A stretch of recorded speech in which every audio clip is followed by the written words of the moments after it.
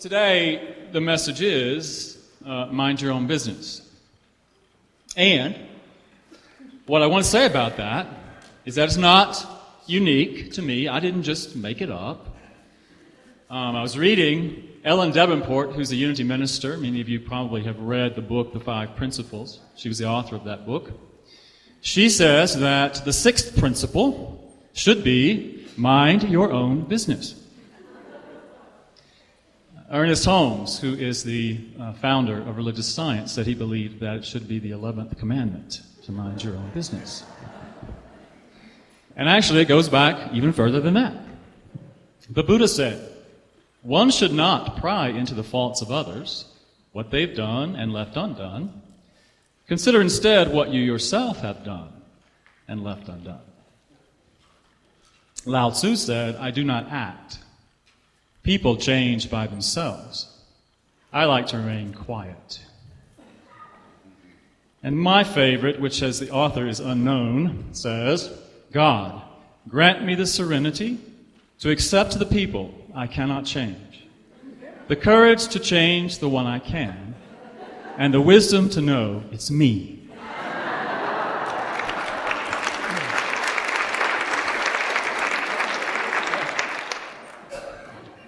I know when we hear the phrase, mind your own business, it stimulates something within us. Maybe I should claim that for myself. When I hear mind your own business, it stimulates something within me. Because usually when I hear mind your own business, it's not really said in loving and kind way. Have you experienced that?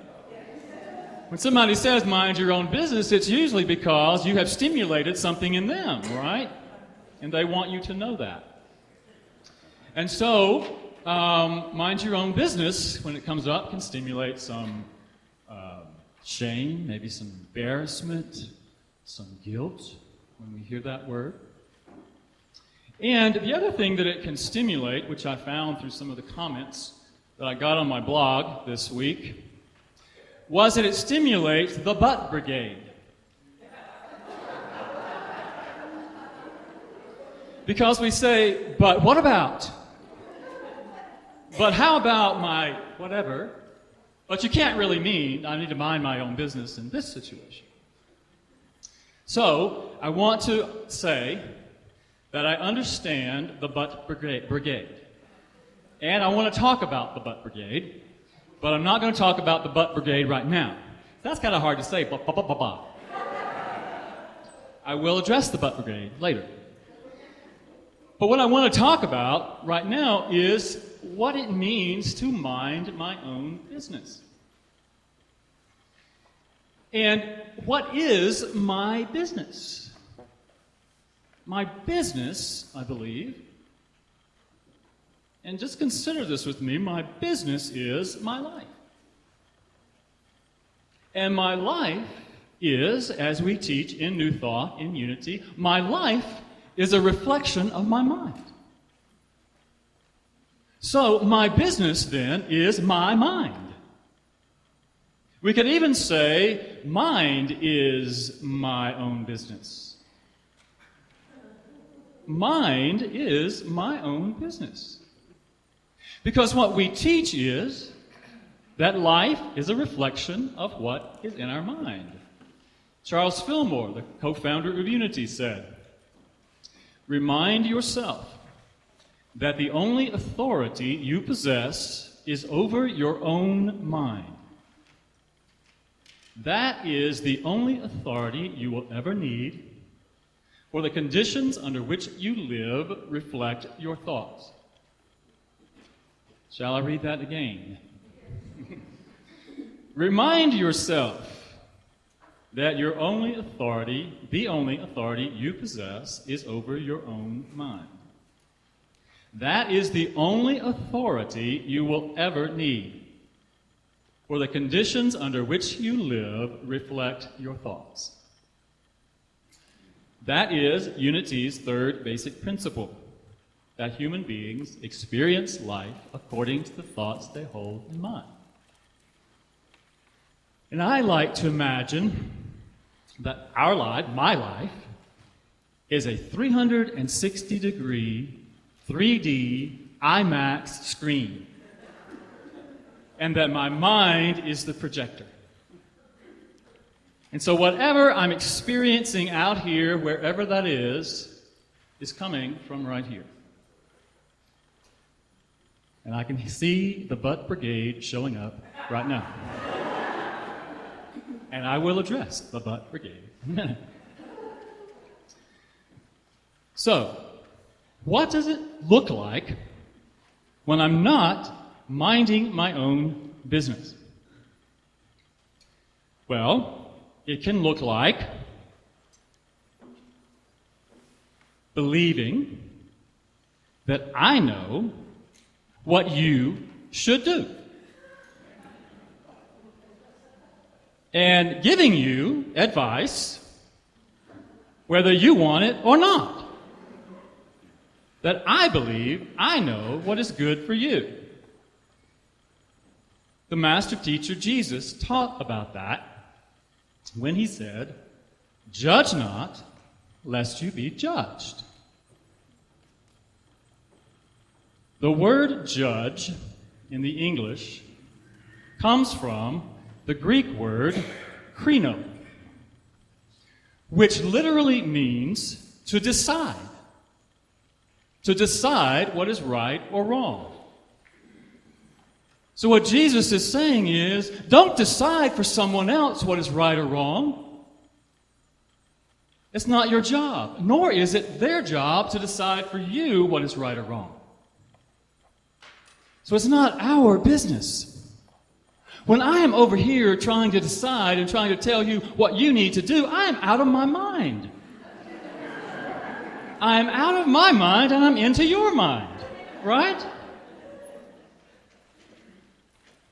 Another way that we're not minding our own business is if we decide that you should see it the way I see it. You should see my perspective, because after all, my perspective is the right perspective.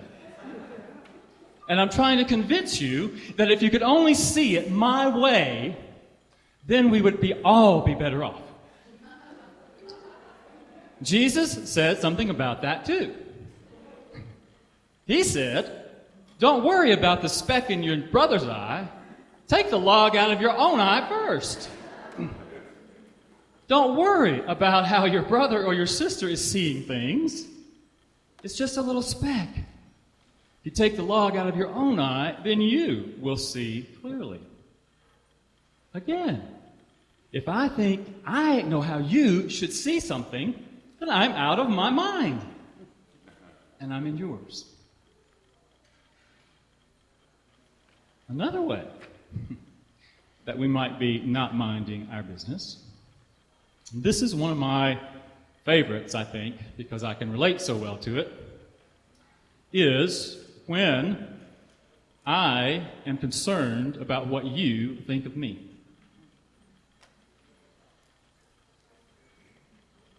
Terry Cole Whitaker wrote a book called What You Think of Me Is None of My Business. And that's very true. What you think of me is none of my business. And when I think it is my business, then I'm out of my mind and I'm getting into your mind. And what I normally do when I'm out of my mind and into your mind, trying to figure out what you think of me, I'm trying to manipulate what you think of me. I'm trying to control that. And so when I try to control what you think of me, then I'm giving up on me. You see? Jesus talked about that too. He said, don't give what is holy to dogs, and don't cast your pearls before swine. Now, he wasn't talking literally about dogs. The word that is translated into dogs actually comes from the word cynic. So the word is, don't give up yourself to someone who doesn't really understand or believe what you have to share anyway. And don't cast yourself, don't give away who you truly are, don't give your gifts and your talents and that which is yours to give to the world to somebody who's not going to appreciate it in the first place. Because what are they going to do with it? They're going to trample it under their feet. That's what Jesus said. So don't decide what other people need to do. Don't try to figure out how they're seeing something and tell them that you're seeing it the right way. And don't try to control what they think of you. When we do that, out of our minds, we're not minding our own business. And our business is our minds. Because, once again, what we experience out here is a projection of what's in here. So is the butt brigade getting busy? Excuse me. And again, I want to assure you, I want to talk about the butt brigade. But before I do that, I also want to talk about what is it like? What does it really mean to mind my own business? To know that mind is my own business. Well, I think that it is threefold. It is, first, knowing, believing, accepting, and embodying that as the Master Teacher Jesus said, I am the light of the world. Unity's second basic principle says that each and every one of us is that light, that power, that presence in expression.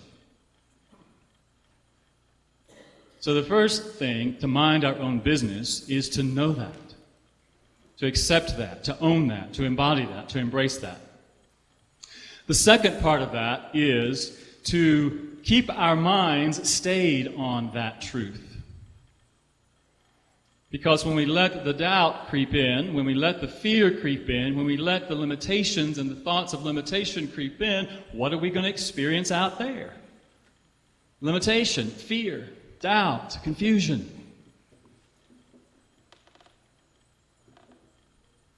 And then the third part is to walk in that light. To be that light in the world. To shine that light into the world. So as to know we are that light, to keep our minds stayed on the truth of that light, and to walk in the world as that light, to be the light in the world. How do we do that? Well, first, I believe we can look at the teaching from Isaiah. Be still and know. Be still and know that I am God. Be still and know. To take the time to be still, to meditate, to pray, to remove our focus from the world out here that would say, I am less than that. To not allow the doubt and limitation of the world to be the bushel that covers the light that we are. To be still and to know and to embrace and to embody the truth. Jesus said, I am the light of the world, and so are you. Light represents wisdom and intelligence and knowing. And then, to keep our minds stayed on that truth. To allow our minds to be renewed. As Paul said, be transformed by the renewing of your mind. Be transformed by the renewing of your mind. How do we renew our minds? Well, I think it requires us to be aware. To open ourselves up to self-awareness. What's going on in my mind? If I don't know what's going on in my mind, then how can I refresh it? How can I renew it? You want to know what's going on in your mind? Look at your life.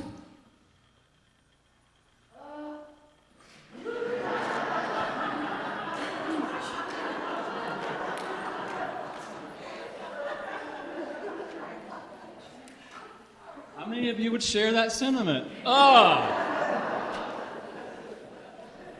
If you want to know what's going on in your mind, look at your life.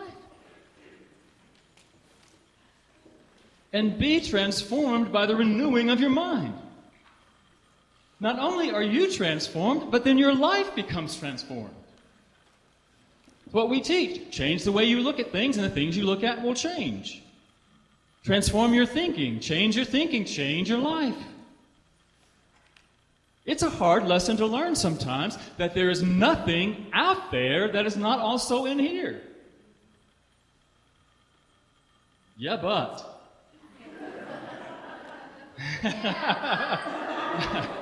But what about? You can't really mean, why? You know, the butt brigade. Believe me, I know the butt brigade quite well. So be ye transformed by the renewing of your mind. And in order to renew our minds, we must be willing to self-reflect. We must be willing to know what's in our minds. We must be willing to look objectively at our lives and say, this is showing up in my life because I am thinking something. I'm believing something. Self-responsibility, self-awareness. Nobody can change your mind but you. God, grant me the serenity to accept the people I cannot change, courage to change the one I can, and the wisdom to know it's me. So, to keep our minds stayed on the truth of the truth that we are the light of the world, and then to navigate walking in the world. To remember that we are in the world, but we are not of the world. That we are in the world, but we are not of the world. Because there's so much evidence out there that tries to convince us that we are of the world.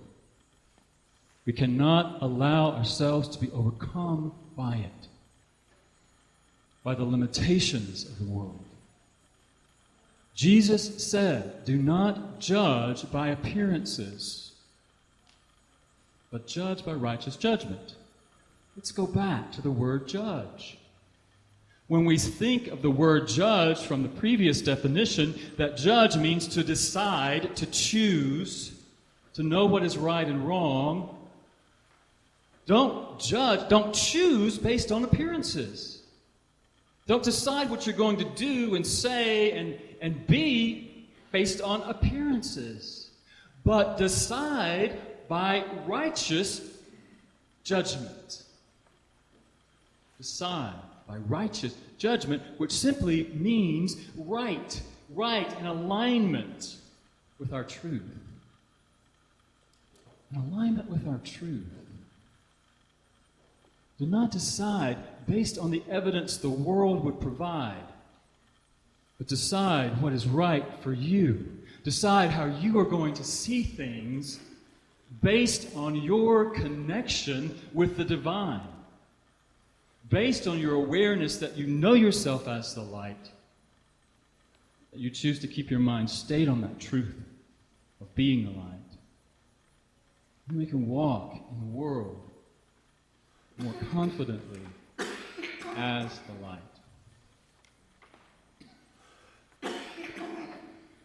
Now, the but brigade. But are you telling me that to mind my own business means that I look at the world out there I see war. I see genocide. I see hunger. I see homelessness. I see all of these horrible things in the world. And are you saying that if I mind my own business, I do nothing about that? Absolutely not. Please do not hear me say that. But please hear me say that I believe that before we take action in the world, that we first must mind our own business. We must first get our minds in alignment with the truth of our being. We must first know our truth, because we believe and we teach that the world out there is a reflection of our thinking. Not just mine, but our collective thinking. But your mind and my mind are contributing to the collective consciousness. Yeah? And if I am looking at the world out there and choosing based on my disconnection with my source, my disconnection with the light within me, the fear that comes up when I look at the world out there and I see the things that I see, and I am reacting from a place of fear, then what am I doing? I am adding to the fear in the world. I am projecting fear. I am projecting wrong. I am projecting all sorts of things that only help to exacerbate what I'm looking at. Does that make sense? Yes.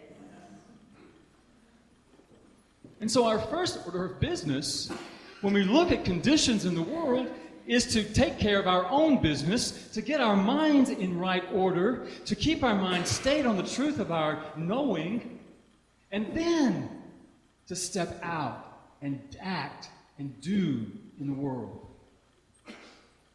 Because it's only from that place that we are truly going to make the difference that we want to make in the world. We need to stop. Here I am, minding somebody else's business.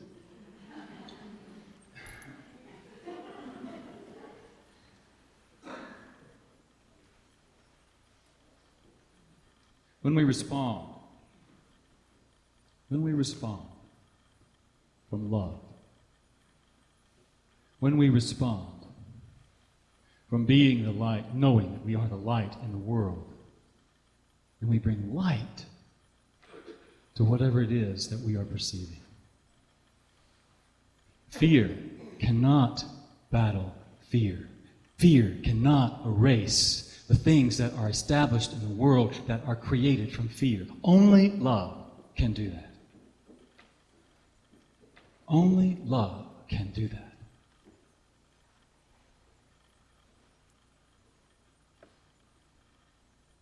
And so it is up to us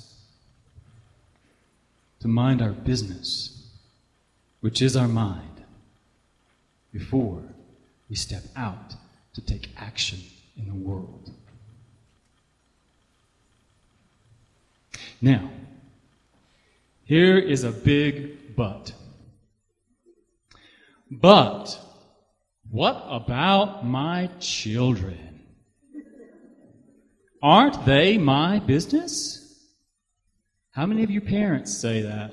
Aren't my children my business? Aren't I supposed to take care of them? Aren't I supposed to tell them right from wrong? Aren't I supposed to encourage them? Aren't I supposed to give them rules and regulations to follow? Aren't I supposed to control them? Absolutely not. Absolutely not. Again, it's up to us to mind our own business. Now, am I saying that you should not help your children? That you should not encourage them? That you should not assist them in some way? Absolutely not. what I am saying, what am I saying? Mind your own business first.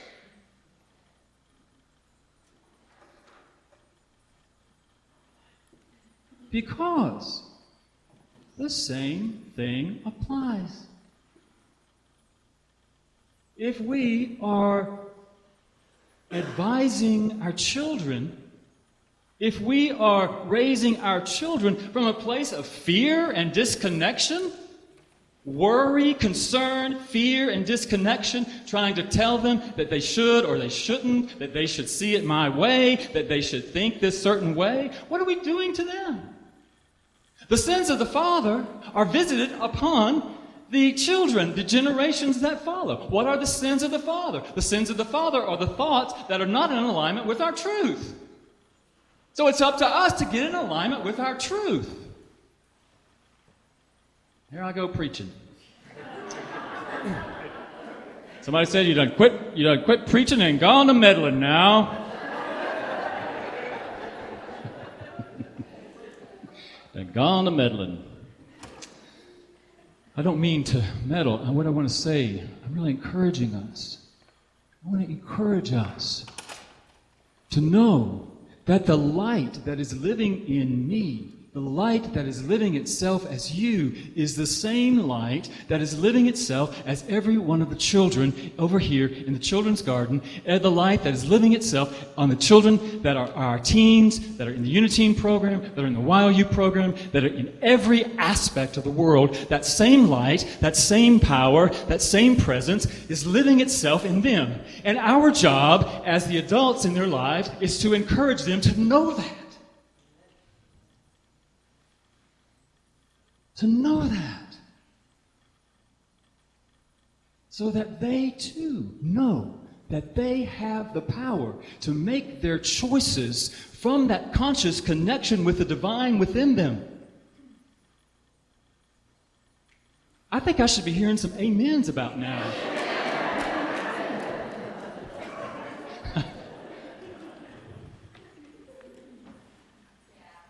Yeah, but.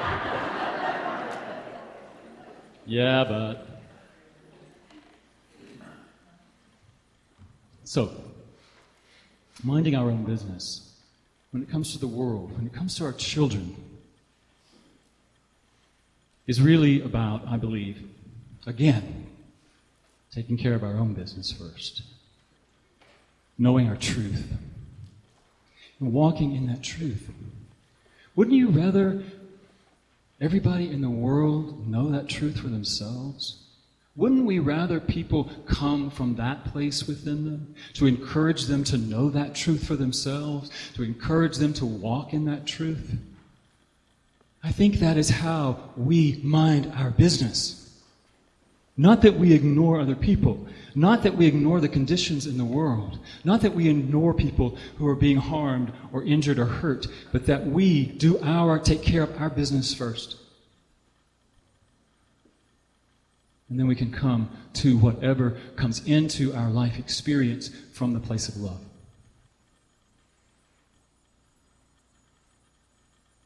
Again, are you saying, but? Are you saying, I see somebody being hurt, somebody being harmed, I'm not supposed to do anything? You can answer that question for yourself, can't you? What would love do? What would love do? Love would act. Love would respond. And again, I want to suggest this, that love does not respond in judgment. And that's sometimes a challenge.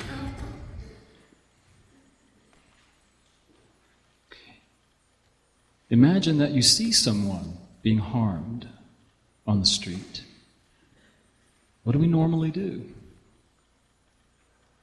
We rush to the aid of the one who we think is the victim, and we judge the one we think is the perpetrator. Do we not?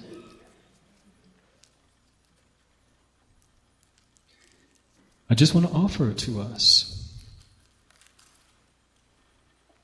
that in love there is no judgment.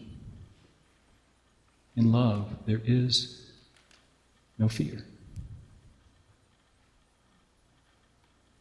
That in order for us to act from love, to respond from love,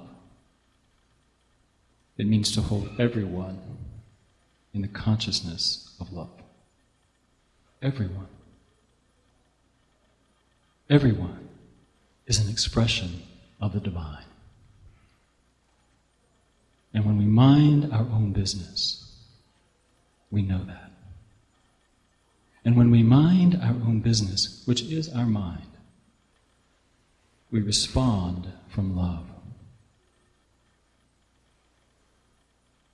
What somebody else's behavior is none of our business.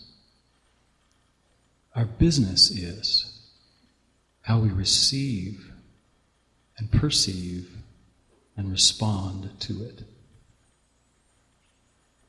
Our business is to know ourselves as the light of the world, to keep our minds stayed on that truth, to not allow the appearance of the world to overcome that, and to do our best to walk in that light, to shine that light into the world